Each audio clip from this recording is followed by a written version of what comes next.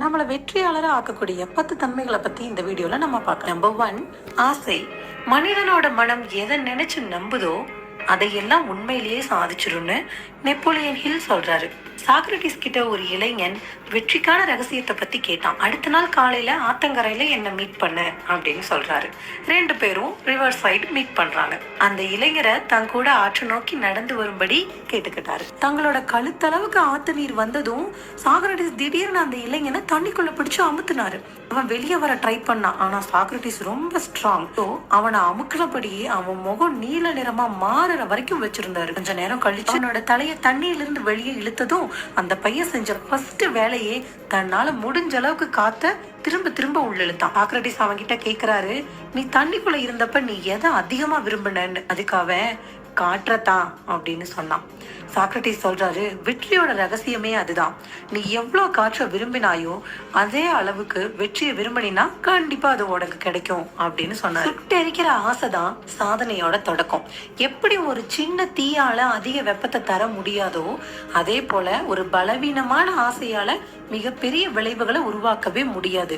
So ஆசைப்படணும். அந்த ஆசை நம்ம சுவாசிக்கிற மூச்சு காத்த மாதிரி ஒவ்வொரு நொடியும் அதிகமாகிட்டே இருக்கணும், ஸ்ட்ராங்கா இருக்கணும். செகண்ட் பாயிண்ட், உறுதி. எக்ஸாம்பிள், மல்யுத்தத்துல ஒலிம்பிக் தங்கப்பதக்கம் ஜெயிச்ச டான் கேபிள் என்ன சொல்றாருன்னா, சோர்வடைஞ்சு போய் விளையாடுறத நிறுத்த நினைக்கும் போதெல்லாம் என்னோட ஆப்போனன்ட் என்ன செஞ்சுட்டு இருக்காரோன்னு நினைப்பேன். அவன் இன்னும் ஃபுல் ஃபிளட்ஜ்டா விளையாடுறத பார்த்த உடனே ஆட்டத்துல என்னையும் நான் ஈடுபடுத்திக்குவேன். அவர் ஜெயிக்கிறத பார்த்துட்டா இன்னும் அதிக வெறியோட என்ன ஆட்டத்துல ஈடுபடுத்திக்குவேன்னு அவரோட எக்ஸ்பீரியன்ஸை ஷேர் பண்றாரு. தோல்வியாளர்கள் எப்பயும் சேஃபர் சைட பாக்குறாங்க, ஆனா வெற்றியாளர்கள் ஆப்பர்ச்சுனிட்டிஸ பாக்குறாங்க. போக்குறது ஒண்ணு குற்றம் இல்லை, ஆனா முயற்சியின்மைங்கிறது கண்டிப்பா ஒரு குற்றம் தான்.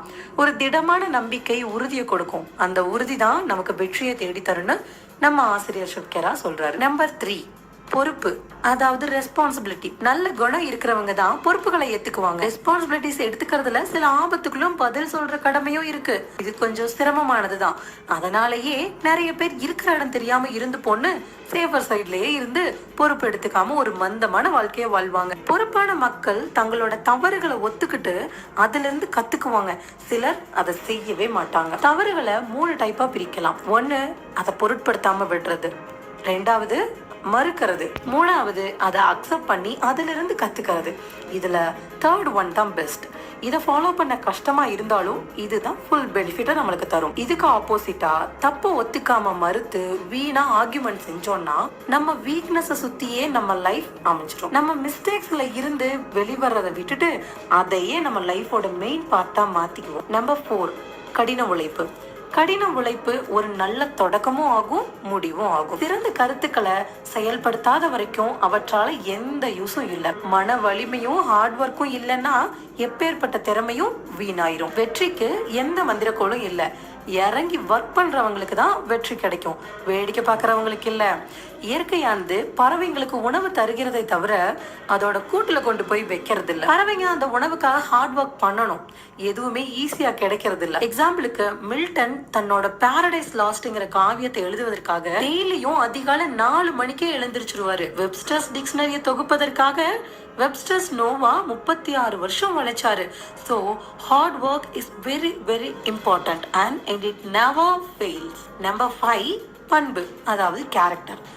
வெற்றியாளர் ஆகணும்னா நமக்கு நல்ல பண்பு தான் தேவை இல்லையா? பண்புங்கிறது ஒருத்தரோட ஒழுக்கம், நம்பிக்கை மற்றும் குணநலன்களோட கூட்டுத்தொகை. ஜார்ஜ் வாஷிங்டன் என்ன சொல்றாருன்னா, என்கிட்ட இருக்கிறதுலயே ரொம்பவும் வேல்யூபிளா நான் நினைக்கிறது நேர்மையான மனிதனுக்குரிய கேரக்டர் தான். அதை காப்பாத்திக்க போதுமான உறுதிப்பாடும் ஒழுக்கமும் எனக்கு எப்போதும் இருக்கும்னு நான் நம்புறேன் அப்படின்னு சொல்றாரு. கேரக்டருங்கிறது என்ன?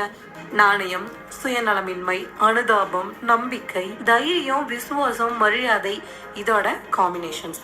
ஏற்படுற கஷ்டங்கள் தான் நம்மளோட கேரக்டரை உருவாக்குது இல்ல வெளிப்படுது. ஒரு சுத்தி கண்ணாடியை உடைக்குது, ஆனா அடிக்க உதவுதுன்னு ஒரு ரஷ்ய பழமொழி இருக்கு.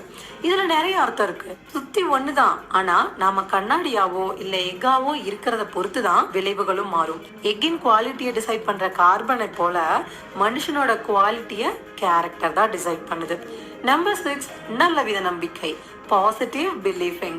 நல்லவித சிந்தனைக்கும் நம்பிக்கைக்கும் இடையில என்ன வித்தியாசம் இருக்கு? உங்களோட சிந்தனைகளை உண்மையிலேயே நீங்க கேட்க முடிஞ்சா எப்படி இருக்கும்? அது பாசிட்டிவ் இல்ல நெகட்டிவ் திங்கிங்கா, வெற்றிக்காகவா இல்ல தோல்விக்காகவா? உங்களோட மனசை நீங்க எப்படி பக்குவப்படுத்திக்கிறீங்க, நீங்க எப்படி திங்க் பண்றீங்கன்னு உங்களோட செயல்பாட்டின் மீது ஆழ்ந்த தாக்கத்தை ஏற்படுத்தும்னு ஆசிரியர் சொல்றார். பாசிட்டிவ் திங்கிங்கை விட பாசிட்டிவ் பிலீஃப் பெருசு. நல்ல வித சிந்தனை வாழ்க்கையில நிச்சயம் வெற்றியை கொடுக்கும்னு நம்புறது தான் நல்ல வித நம்பிக்கை. Number 7, give more than you get. நீங்க எதுக்காக சம்பளம் வாங்குறீங்களோ அதை விட கொஞ்சம் அதிகமா வேலை செய்யும். அப்படி செய்யறதால சில பெனிஃபிட்ஸும் இருக்கு. நீங்க என்ன செஞ்சாலும் எந்த வேலை செஞ்சாலும் உங்களோட வேல்யூவை நீங்களே உயர்த்திக்கிறீங்க. இது தன்னம்பிக்கையை தருது.